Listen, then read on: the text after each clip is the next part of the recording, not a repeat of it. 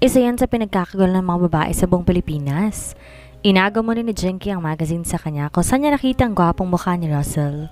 Lumabas na sa magazine ngayong linggo ang top 100 most handsome faces in the Philippines kung saan nasa ikawatlong slot ang lalaking nakita niya noong isang gabi sa Alonzo Hotel.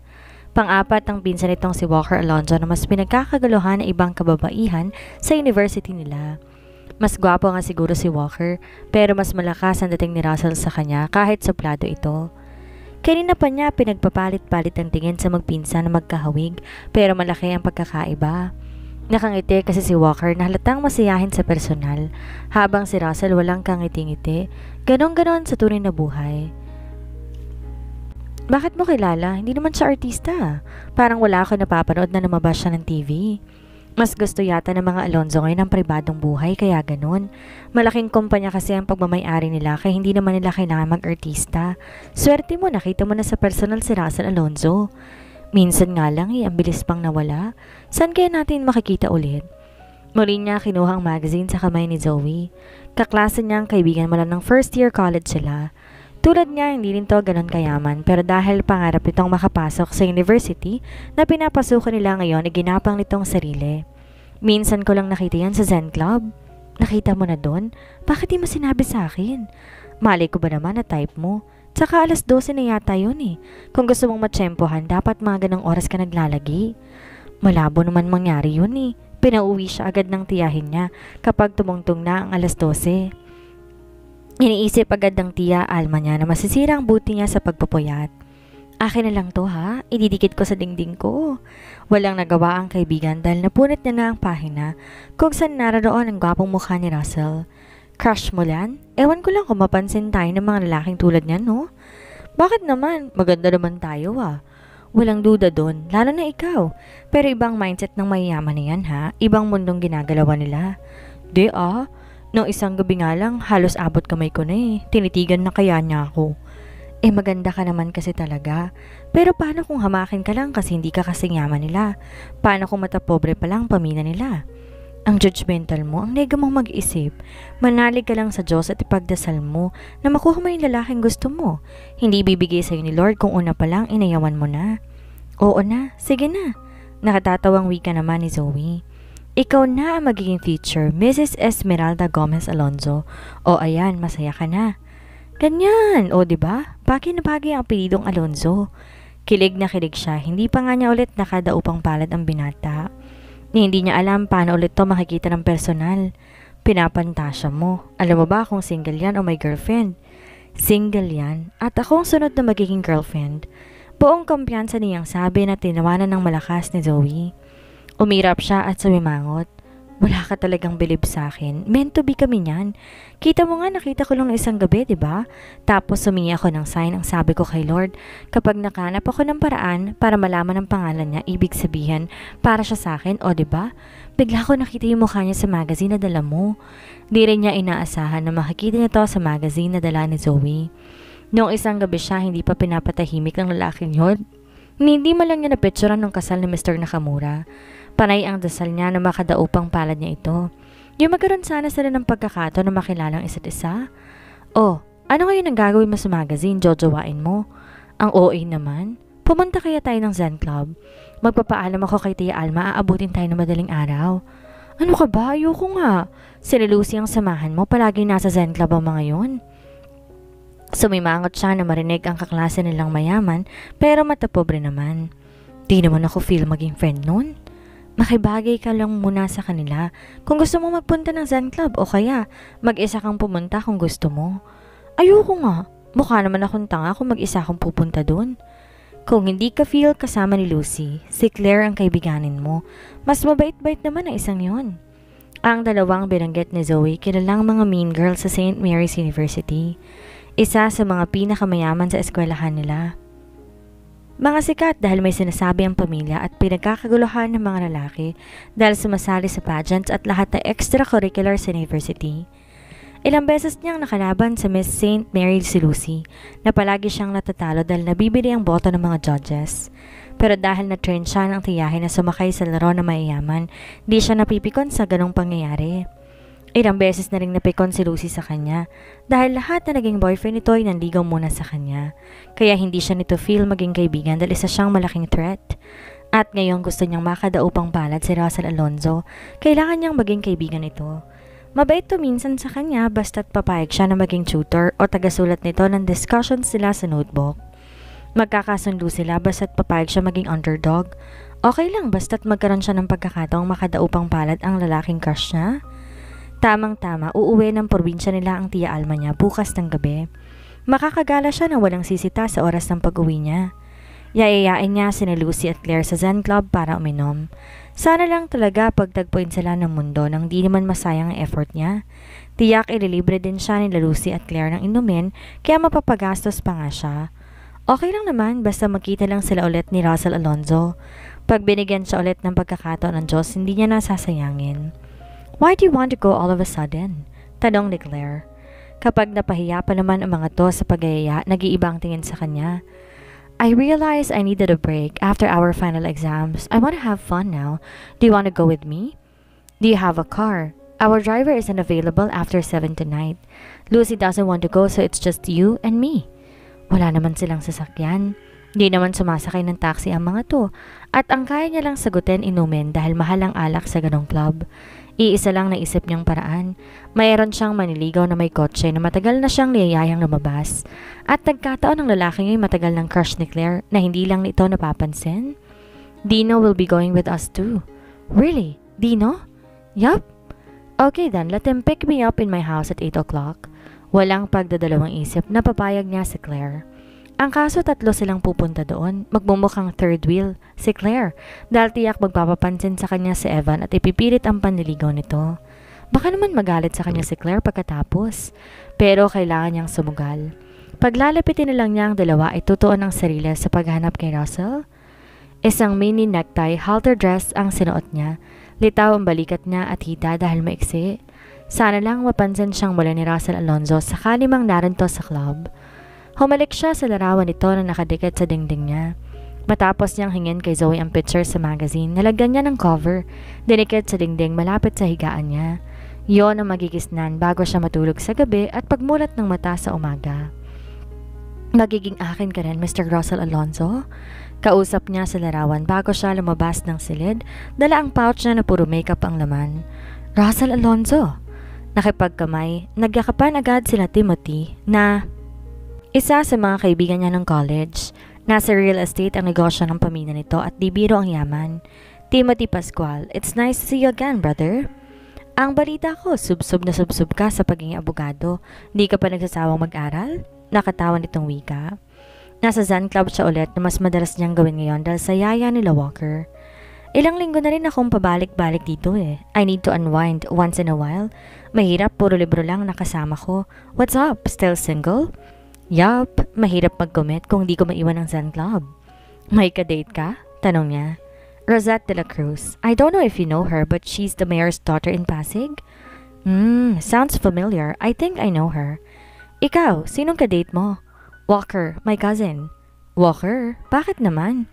Parang gusto siyang tawanan ni Timothy dahil pinsan niyang kasama dito.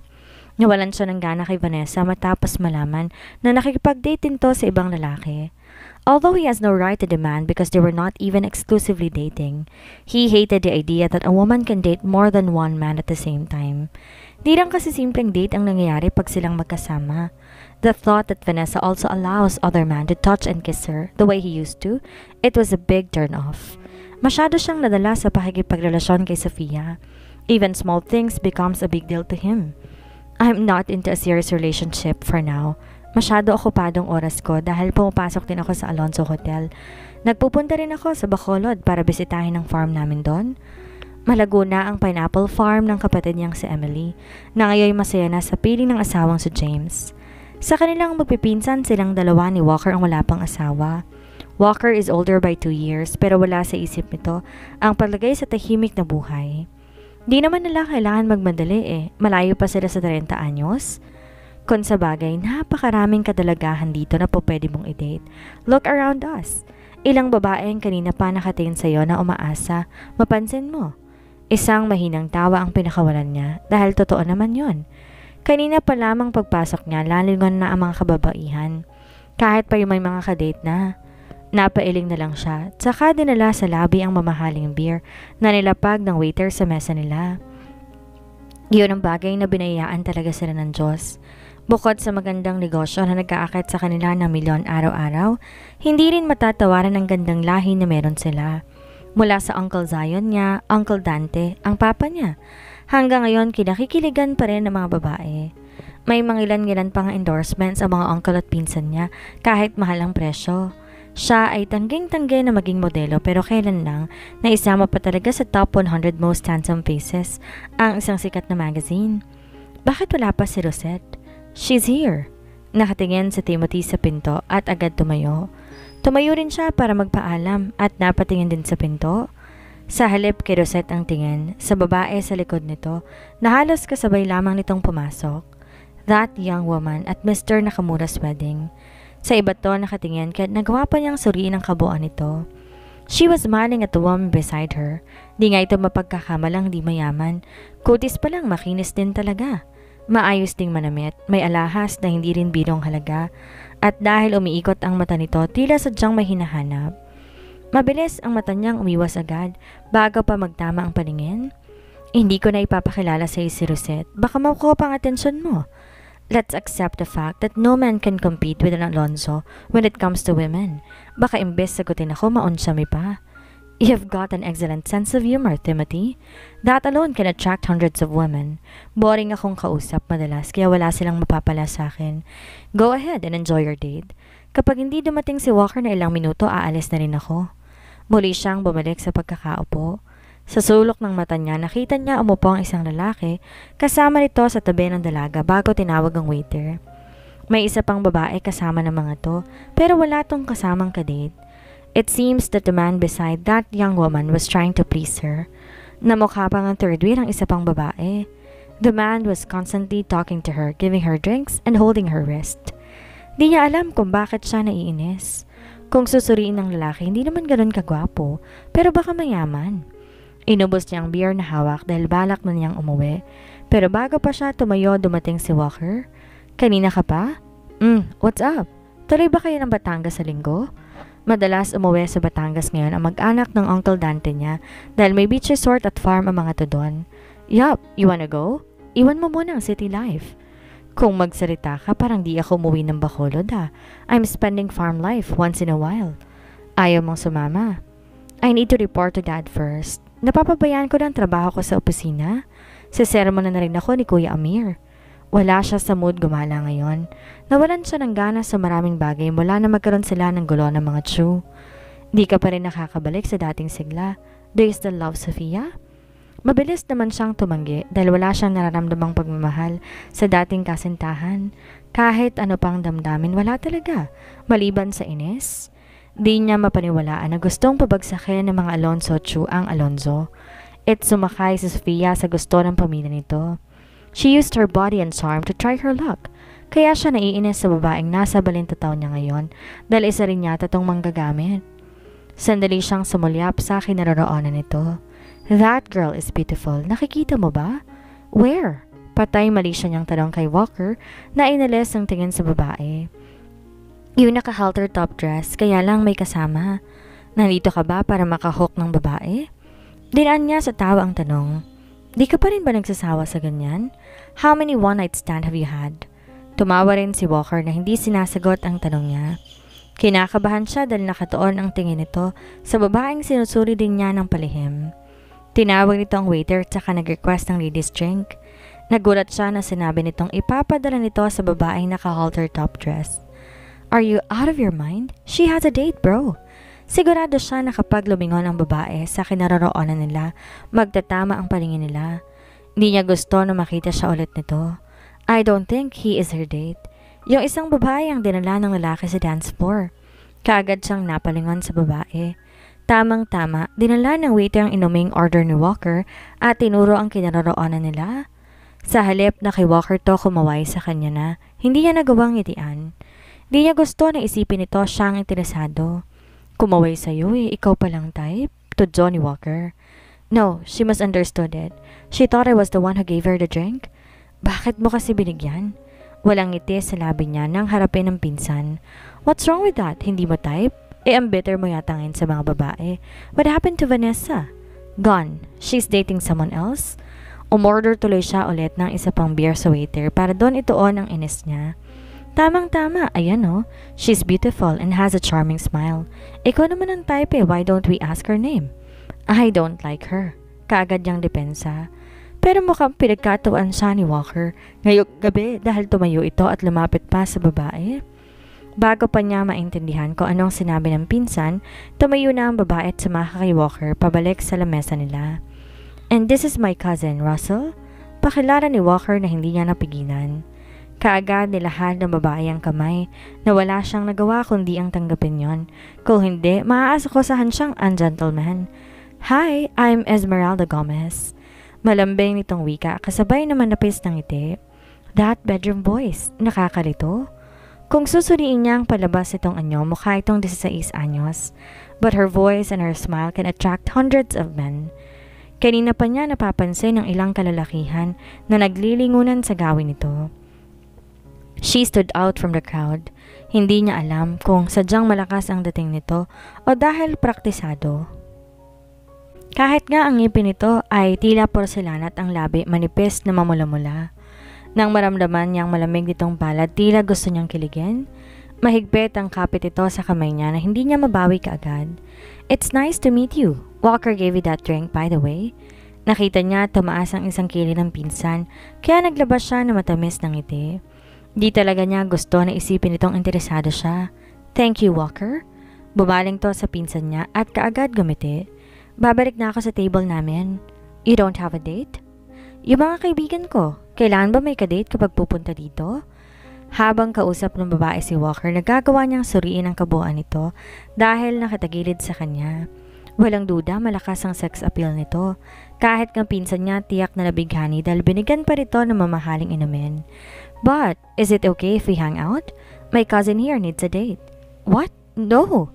Pero hindi siya binigyan ng pagkakataon ni Walker na dagdagan na sasabihin dahil tinapik nito ang balikat niya at may kinawayang babaeng kapapasok lang sa bar. Nandito na si Nadia, magkita na lang tayo sa opisina bukas. Napamasahe siya sa batok habang hinahagilap kung ano ang sasabihin sa babaeng naiwan sa pangangalaga niya. Nasaan ang mga kasama mo? Nilingan niya ang paligid pero wala na rin yata ang mga to. Nagpunta yata sa taas. Mas maganda raw kasi doon eh. Bakit di ka sumama? Crush kasi ni Claire yung kasama namin. Gusto ko silang bigyan ng time na kilalanin ng isa't isa. Oh, a matchmaker, huh? Ikaw, may kadate ka ba? Baka nakaka-istorbo ko. Yeah, I'm waiting for someone. Sagot niya para itaboy ito. Kahit ang totoo, si Walker lang naman talaga ang sadya niya dito sa Zen Club. Sige, balik na ako sa table. Hindi niya pinigilan ang dalaga na umalis sa harapan niya. Pero sa sulok ng mata nakasunod siya sa bawat kilos nito. Bumalik to sa upuan kanina at tahimik na ininom ang alak na bigay ni Walker. Ni hindi man lang nagduda na baka may masamang balak si Walker dito. Paano agad tong nagtiwala? Lumipas ang 5 minuto, mag-isa pa rin ang babae. Di rin niya natatanaw man lamang dalawang kasama nito. Nagsimula na rin siyang magbilang kung ilang lalaki na ang nagtangkang lumapit at kausapin to. She turned down every invitation she gets from another man. Mayayaman din naman ang mga yon kahit papaano. Pero nakontento na lang itong mag-isang umiinom na tila malaki ang problema. Bago pa nito ma-realize na wala naman talaga siyang hinihintay, lumabas na siya sa club. Siguro naman, babalik ang mga kasama nito para isabay ito pa uwi. Umikot siya sandali sa loob ng club para hanapin si Walker. Sa second floor din niya naabutan ng pinsan na nakayapos na sa babae. Lihim na lamang siyang napailing. Kuhang-kuha na ni Walker ang diskarte ng Kuya Jay-Z nila noon. Nasaan na yung iniwan kong kadate mo? Sinuli ka na. Sabi ko naman sa'yo gusto ko lang namang uminom. And it's boring to drink without a woman beside you. Kaya ako nga kinilala yung babae Woman? That was a kid, bro. Anong alam nun? And I don't like her, sinabi ko naman sa'yo. That's strange. Di ba ang gusto mo yung mga inosente ang mukha? She's beautiful. There's no doubt about it. Basta, wala talaga siyang appeal sa akin. Okay, fine. So, paano? Uuwi ka na? Yup, naka-4 na bote na rin naman ako Isara mo yung zipper mo ha? Baka mapikot ka nang wala sa oras. Kilala mo ba ng lubos yung Nadia na yan? Relax. Nakawala ka lang kay Sofia, parang sinusumpa mo ng mga babae. Kailangan lang natin mag-ingat. Sige na, I have to go. Iniwan niya si Walker at tuloy-tuloy lumakad palabas ng parking lot. Napakunot noo siya na makitang nakatayo ang babae doon. Tila sadyang hinihintay siya. Pauwi ka na? Nasaan na yung kadate mo? I have to pick her up because her driver went home already. Iwas na iwas siya sa babae pero ang galing nitong tsempohan siya. Pwedeng sumabay palabas ng street? Why? Nasaan ang mga kasama mo? Umuwi na eh. Nalimutan yata na kasama nila ako. I can't. Nagmamadali ako at baka kanina pa naghihintay ang kadate ko. May mga taxing dumaraan dyan. Mabilis siyang tumalikod. Tinungo ang sasakyan niya. Kapag sinundan niya to, sigurado siya sadya na nitong pupuntirihin siya. Dala niya ang apelidong kapag narinig ng kababaihan nangingistap kagad ng mga mata. Kung lahi to ng mga gold digger, tiyak na nag-research na ang mga to sa kanya. Paandar na ang kotse niya nang hanapin niyang babae sa paligid. Natanaw niyang nilakad na lang ito ang kalsadang may kadiliman. Wala naman talagang taxing dumadaan sa gawing to ng Zen Club dahil karamihan na nagpupunta dito may sariling sasakyan. Nagulat siya na makita bigla may kotseng huminto sa tapat nito. Bubukas at agad niyang namukhaan ng lalaki na kanina pang pabalik-balik dito pero tinatanggihan tong makipagsayaw. Nagpumiglas ang dalaga at pilit sinusuntok ang lalaki. Naalarma siya kaagad kahit dapat wala siyang pakialam. Pinaharurot niyang paandarin ang sasakyan. Sinigurong lidikha ng ingay at atensyon ang gulong niya. Kaagad lumingon ang dalawang lalaki. Sinamantala ng babaeng tadsaka ng isa at patakbong lumayo nang makawala. Sumara ang pinto ng kotse at paharurot ding nilisan ang lugar na yon. Dapat hahayaanan lang ang babaeng makasakay ng taxi dahil naligtas niya na to kanina. Pero hindi niya yata maatim na hindi man lang to kumustahin. Get in. Ihahatid na lang kita. No, it's okay. Magpapapara na lang ako ng taxi. It is almost midnight. Kung mapahama ka na naman. Hindi na siguro. Are you shaking? Tiyak niyang hindi pagpapanggap ang panginig ng katawan nito. Salamat pala kanina ha, pero okay naman ako eh. Ayoko makaabala pa at baka hinintay ka na ng susunduin mo. Pilit itong pinatapang ang boses. Napailing na lang siyang hinawakan ng kamay at napilitan tong sumakay. Hila-hila niya to hanggang maisakay sa kotse niya. Saan ka ba umuuwi? Sa Green Valley pero pwede naman sa... I know that place. On the way na rin naman sa akin. Pinandar niya ang kotse at pilit nilalabanan ng atraksyon dulot ng babae. Nasa loob sila na maliit na sasakyan na pandalawahan lang. Karaniwan ay hindi siya nabibighani sa pabango na isang babae gaano man kamahal yon. Pero ang halimuyak ng Vanilla San Esmeralda, sumisiksik sa sistema niya para ipaalala kung gaano to kaakit-akit. Salamat.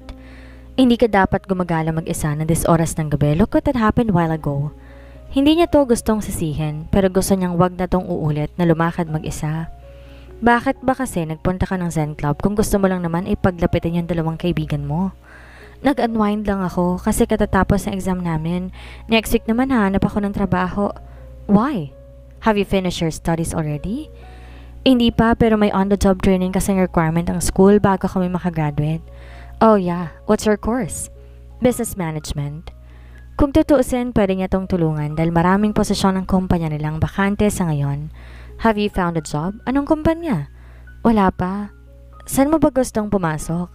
Sa Alonzo Hotel sana eh. Are you kidding me? Di niya naalis ang ngiti sa labi niya. Alam mong Alonzo ko kaya mo sinabi na Alonzo Hotel. Lumingon naman ito sa kanya, dala na ang nakangiting mga mata. Kahit papano nakahinga siya na maluwag. Di rin biro ang trauma ang idinulot ng muntikan nitong pagkidnap kanina. I won't deny it. I took my chance. Malay mo maawa ka sa akin at bigyan ako ng trabaho? Isang mahinang tawa ang pinakawalan niya. Di niya alam bakit biglang gumaan ang pakiramdam niya kay Esmeralda ngayon. Tell me, why should we hire you? Because I don't have a job? Lalo lumakas ang tawa niya. It was a witty answer but won't definitely pass a job interview, Miss Gomez. Kung gusto mong pumasok sa kumpanya namin, kailangan mong galingan ng sagot dahil si Kuya JC ang mag-i-interview sa'yo. I want to work in Alonzo Hotel because I have zero experience in managing a business and my ambition is as high as the Alonzo Towers in Rojas Boulevard. Hindi ko gustong mamasukan sa kumpanyang pipigain ko ano ang kaya ko. Bagkos gusto kong pumasok sa kumpanyang magpupuno ako ng kaalaman. Magbibigay sa akin ng hagdan para magtagumpay sa buhay.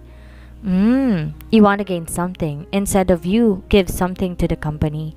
Yun ba ang ibig mong sabihin? Yes. Wala talaga ako maiko-contribute sa ngayon o kahit sinong fresh graduate ang i-hire ninyo. What you will be getting from us is our time and dedication. Doon naman ako babawi, I promise, that I will be the most punctual, most dedicated, and most compliant employee you can ever have. Di ko alam kung matatanggap ka. Basta mag-a-apply ako. Di naman ikaw mag-interview sa akin eh. Alam ko kapag ikaw hindi mo ako tatanggapin. How did you conclude that?